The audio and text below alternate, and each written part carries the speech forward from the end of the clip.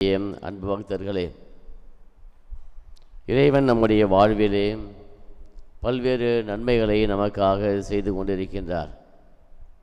ஆனால் பல நேரங்களிலே நாம் நம்முடைய குறைகளையும் கஷ்டங்களையும் இவற்றை மட்டுமே நினைத்து நாம் வாழ்ந்து கொண்டிருக்கின்றோம்.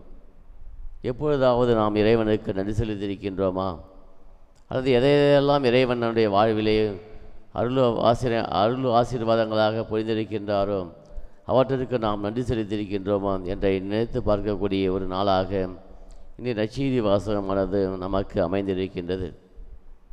தொழுநோயாளர்கள் மிகவும் ஒடுக்கப்பட்டவர்களாக, அதே நேரத்திலே மக்கள் பார்வையிலிருந்து அங்கீகரிக்கப்படாமல் ஒரு மனிதர்களாக அவர்கள் வாழ்ந்து கொண்டிருந்தார்கள். ஆனால் அதற்கான ஒரு அங்கீகாரத்தை கொடுத்தவர் ஆண்டவர் இயேசு கிறிஸ்து. எனவே அதன் வழியாக அவர்கள் ஒரு புதிய வாழ்வை பெற்றுக்கொண்டார்கள்.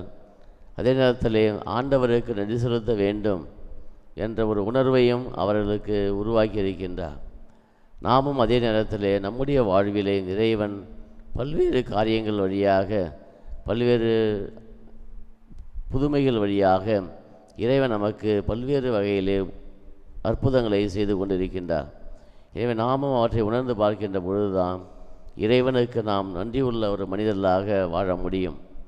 நாம் இறைவனுக்கு செலுத்துகின்ற ஒரே காணிக்கை எதுவென்று பார்க்கின்ற பொழுது, இறைவனை நினைத்து அவரை போற்றி புகழ்ந்து அதன் வழியாக நாம் அவருக்கு சொல்லுகின்ற வார்த்தைகள் தான் இறைவன் நமக்கு ஏற்புடையதாக இருக்கின்றது.